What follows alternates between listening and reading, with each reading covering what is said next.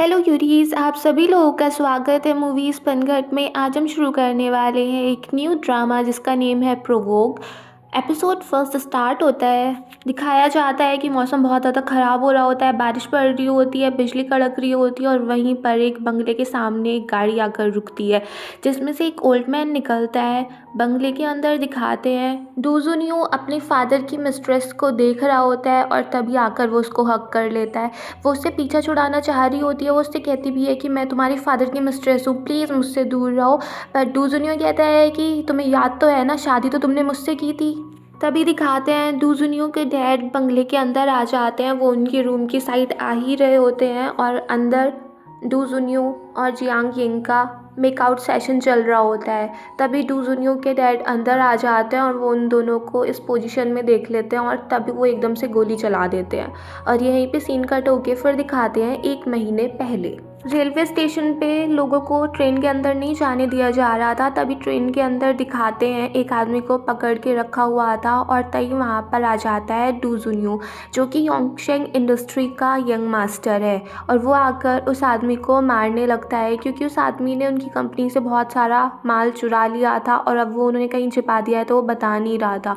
इसीलिए डूजुनियो आके उसको हिट करता है, उसका मुंह खुलवाता है। वहाँ से निकलने के बाद डूजुनियो को पता चलता है कि इस आदमी के बारे में उनको ये खबर जियांग यिंग ने दी थी, तो इसलिए वो जियांग यिंग से मिलने के लिए जाता है। डूजुनियो जियांग यिंग से बोलता है कि वैसे तो थैंक यू, तुमने हमारी हेल्प की, मगर तुम्हें इस सब के बारे में कैसे पता चला।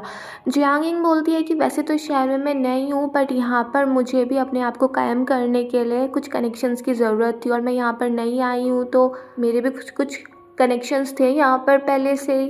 उसकी ये बात सुन के मिस्टर डू का असिस्टेंट उसको पैसे देने लगता है, बट वो पैसे लेने से मना कर देती है। उसकी ये बात देख के डू जुनियो उससे बोलता है कि अगर तुम्हें पैसे भी नहीं चाहिए तो तुम्हें और क्या चाहिए, तुम्हें मुझसे काम क्या है। उसकी बात सुन के जियांगिंग बोल देती है कि ये तरफ से आप अपने लिए गिफ्ट समझ लीजिए। और तभी वो उसके कॉलर पे देखती है खून लगा होता है, तो अपने हैंकी से उसका खून साफ करने लगती है और उससे कह देती है कि मुझे ज़्यादा कुछ तो नहीं चाहिए, आज रात जो पार्टी है उसमें मुझे आपके साथ जाना है। डूजुनियो कह देता है ठीक है, अगर तुम्हें चलना है तो चलो फिर दिखाते हैं। जियांग यिंग और डूजुनियो दोनों एक साथ पार्टी में जाते हैं और वहाँ पर उनके बहुत सारे फ़ोटो क्लिक हो जाते हैं। सब मिस्टर डू से पूछने लगते हैं कि आपकी इस लड़की के साथ क्या रिलेशनशिप है। पार्टी के अंदर जब वो लोग जा रहे होते हैं तभी जियांग यिंग का शॉल डूजुनियो की कोट में फंस जाता है। डूजुनियो फिर अपना बटन उसके शॉल से निकालता है। अंदर जाते ही जियांग यिंग जुनियो से कह देती है कि उसको बाथरूम जाना है और वहाँ से चली जाती है। फिर दिखाते हैं डूजुनियो बहुत देर तक वेट करता है पर जियांग यिंग वापस नहीं आती। उसका असिस्टेंट कहता भी है कि सर मैं उनको चेक करके आता हूँ, बट डूजुनियो मना कर देता है कि रहने दो। तो वो कहता भी है कि मैं किसी को उन पर चेक करने के लिए भेजूँ, तब भी जुनियो मना ही कर देता है कि क्या ही उसका इंटेंशन रहा होगा। तभी डूजुनियो के डैड वहाँ पर आ जाते हैं और वो अपने बेटे को और सारे बिजनेसमैन वगैरह से इंट्रोड्यूस कराने लगते हैं। तभी दिखाते हैं स्टेज पे एक लड़की गाना गाने के लिए आ जाती है जो कि जियांग यिंग थी। जियांग यिंग एक गाना गाना शुरू करती है और उसको देखकर डूजुनियो के डैड भी उस पर काफ़ी ज़्यादा फ़िदा हो जाते हैं, उसकी तरफ अट्रैक्ट होने लगते हैं और डूजुनियो भी देखने लगता है कि क्या क्या कारनामे कर रही है। तभी उस पार्टी की होस्ट डूजुनियो के डैड के पास आती है और उनको बताती है कि ये हमारी एस्टेब्लिशमेंट की न्यू सिंगर है और मैं आपको इससे इंट्रोड्यूस कराती हूँ। तभी जियांग यिंग अपना सॉन्ग ख़त्म करके डूजुनियो के डैड की तरफ आने लगती है। वो खुश हो रहे होते हैं कि ये लड़की मेरी साइड आ रही है, बट वो उनको इग्नोर करके डूजुनियो की साइड चली जाती है और डूजुनियो से ऐसे ही कहने लगती है कि मेरा ऐसे ही मन कर गया था तो मैंने गाना गा दिया कि आपको पसंद आया।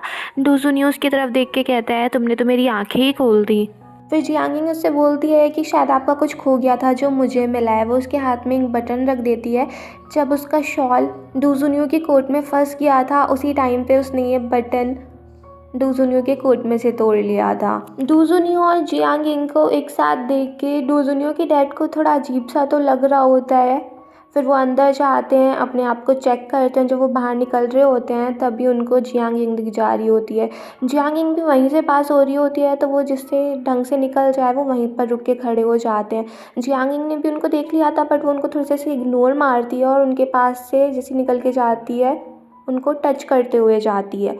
फिर दिखाते हैं जब डूजुनियो के डैड बाहर आते हैं, वो देखते हैं कि उनकी घड़ी में एक धागा फंसा हुआ है और उस धागे का पीछा करते करते वो पहुंच जाते हैं जियांग यिंग के रूम में और वहाँ पर पता चलता है कि जब वो उनसे टकराई थी तो उसके शॉल का एक धागा उनकी घड़ी में फंस गया था और वो धागा डू जुनियो के डैड से निकल नहीं रहा था। तो जियांग यिंग बोल देती है कि वो हेल्प कर देती है और फिर बड़ी नज़ाकत से वो उनकी घड़ी से अपने शॉल का धागा निकाल देती है।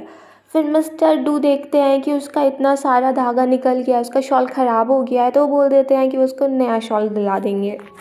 इतने में ही जियांग यिंग की थोड़ी तबीयत से ख़राब होने लगती है, उसको चक्कर से आने लगते हैं। वो अपने पर्स में कुछ ढूंढ रही होती है तो डू जुनियो के डैड पूछते हैं कि आपको सिगरेट्स तो नहीं चाहिए। जियांग यिंग बोलती है सिगरेट्स नहीं चाहिए। वो अपने पर्स में कैंडीज़ ढूंढ रही होती है, तभी उसको एक कैंडी मिल जाती है। तो वो डू जुनियो के डैड को बताती है कि इस प्रोग्राम की वजह से उसने पूरी रात भर कुछ खाया नहीं दिन भर से, तो उसको भूख लगी है, इसीलिए वो कैंडी को ढूंढ रही थी। पर जब वो कैंडी ढूंढ लेती है तो वो उसका रैपर खुलता नहीं है, उसके हाथ कँपा रहे होते हैं। तो उसको ऐसा देखकर डू जुनियो के डैड कह देते हैं कि वो खोल देते हैं। तो वो बड़े प्यार से उसकी कैंडी का रैपर खोलते हैं और फिर जियांग यिंग अपनी कैंडी को खा लेती है। उन दोनों के बीच में थोड़ा अच्छा सा माहौल बन जाता है और ये सब कुछ बाहर से डू जुनियो देख रहा होता है और वो सोचता है कि मुझे तो लगा था ये लड़की मेरे पीछे है, बट अब पता चला ये तो मेरे डैड पे लाइन मार रही है।